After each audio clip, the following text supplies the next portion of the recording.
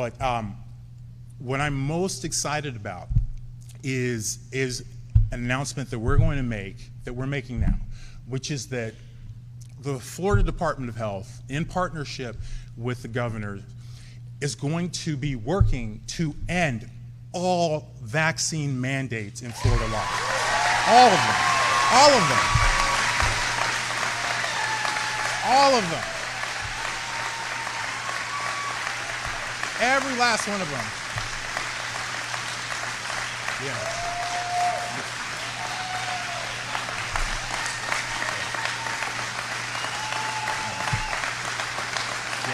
Every last one of them.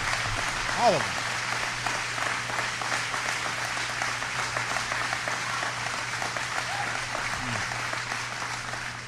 Every last one of them.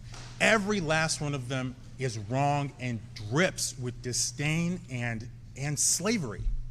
Okay? Who am I as a government, or anyone else, or who am I as a man standing here now, to tell you what you should put in your body? Who am I to tell you what your child should put in your body? I don't have that right. Your body is a gift from God. What you put into your body, is because of your relationship with your body and your God. I don't have that right. Government does not have that right. They want you to believe they have that right. And unfortunately, they've been successful. They've been successful.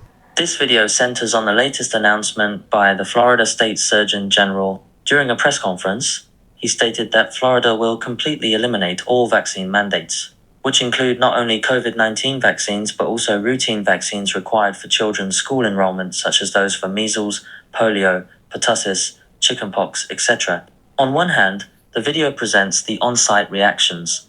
Supporters view this measure as a victory for parental choice and bodily autonomy, arguing that the government should not force people to get vaccinated. On the other hand, it also mentions that this move has triggered widespread concerns in the medical community. Many experts have warned that it may weaken herd immunity and increase the risk of outbreaks of preventable infectious diseases. The video also compares the different approaches adopted by other states. For instance, states like California and Washington are strengthening their vaccine policies through alliances, highlighting the divisive trend in the field of public health across the United States. I believe that people can live 150 years or longer. Yes, when we walked to the parade, President Xi mentioned the subject, and I remember that Mr. Berlusconi used to talk about this a lot. Yes, modern medicine has various means, including surgical means, organ replacements, and all of that creates hope that active living will go on for much longer than today, that we will see people live longer. And Putin, through an interpreter, said that with the help of biotechnology and organ transplantation, humans might achieve rejuvenation or even immortality. Nowadays, living to 70 is still considered young, and he predicted that by the end of this century, humans might live to 150. At the same time, Putin also pointed out that by 2050, the global elderly population will exceed that of preschool children, which will have a significant impact on social structure, politics, and the economy. It's a very important day and an important announcement with great friends of mine. I think I can say this group is every one of them, I rate a 10.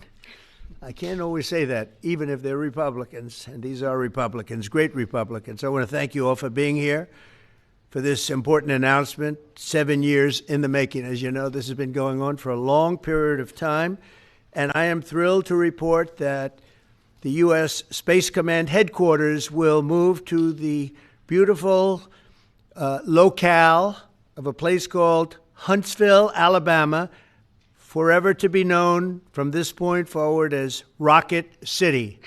Okay, so Huntsville, Alabama. Trump announced that the headquarters of the U.S. Space Command would be relocated to Huntsville, Alabama, claiming that this move would bring more than 30,000 jobs.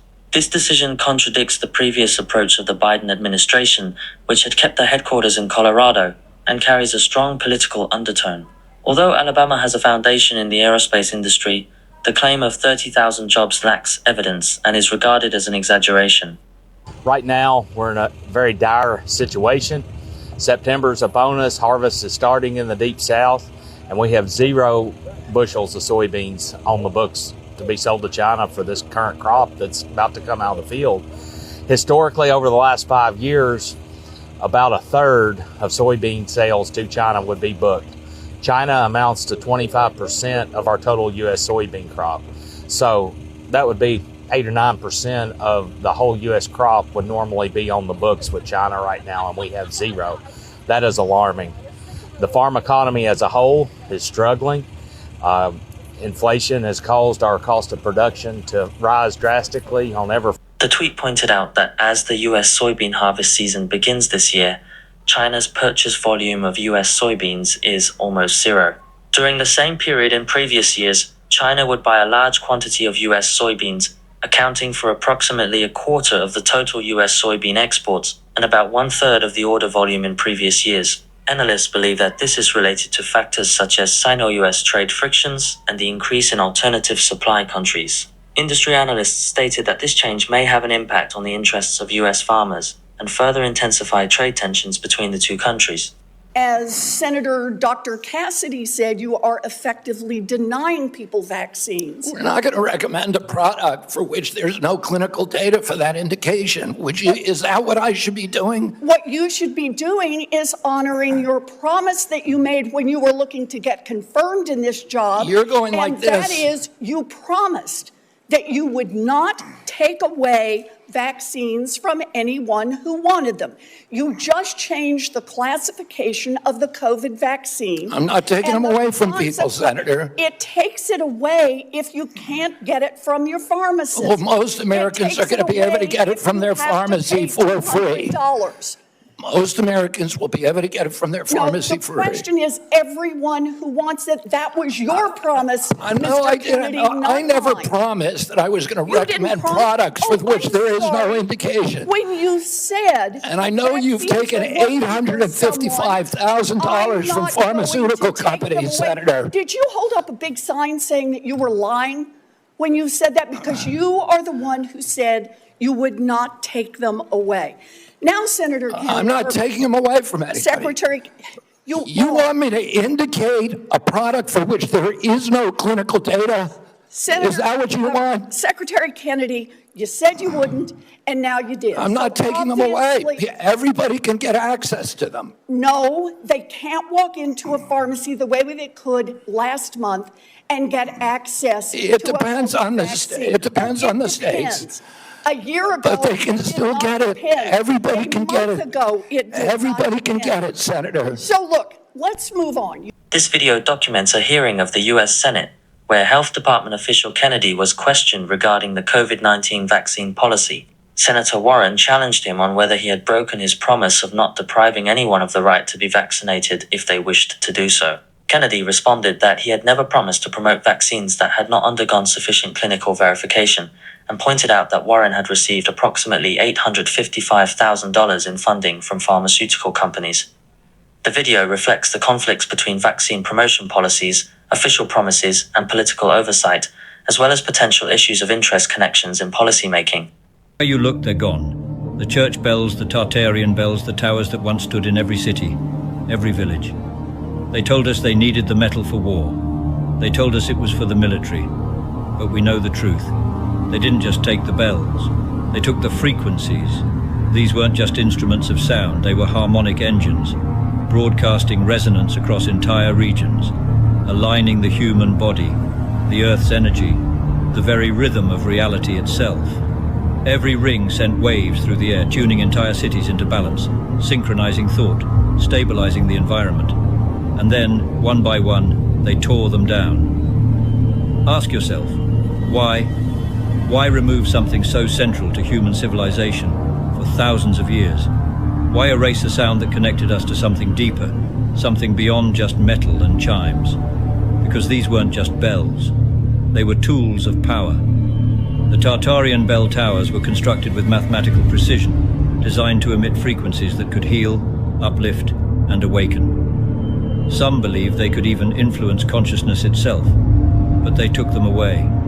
They silenced them. And what did they replace them with? Noise, chaos, a world out of tune. We don't just want them back, we need them back. Because the moment we lost those bells, we lost something else, something we can still hear, if we listen closely enough. Experience the power of a 500-year-old recording from an actual Tartarian Zironeth bell tower, a sound that was never meant to be heard again. Play it at least twice a week to restore balance in your life and environment through the forgotten science of sound. They destroyed a large number of ancient bells, not because of wars, but because they knew the secret of frequencies. Ancient bells possess precise frequencies, and each time a bell is rung, it can bring about effects such as harmony, balance, and even healing, and can even help people enhance their mental awareness. They fear harmony and balance, for they are demons who only desire chaos and imbalance, and only want the frequency of fear.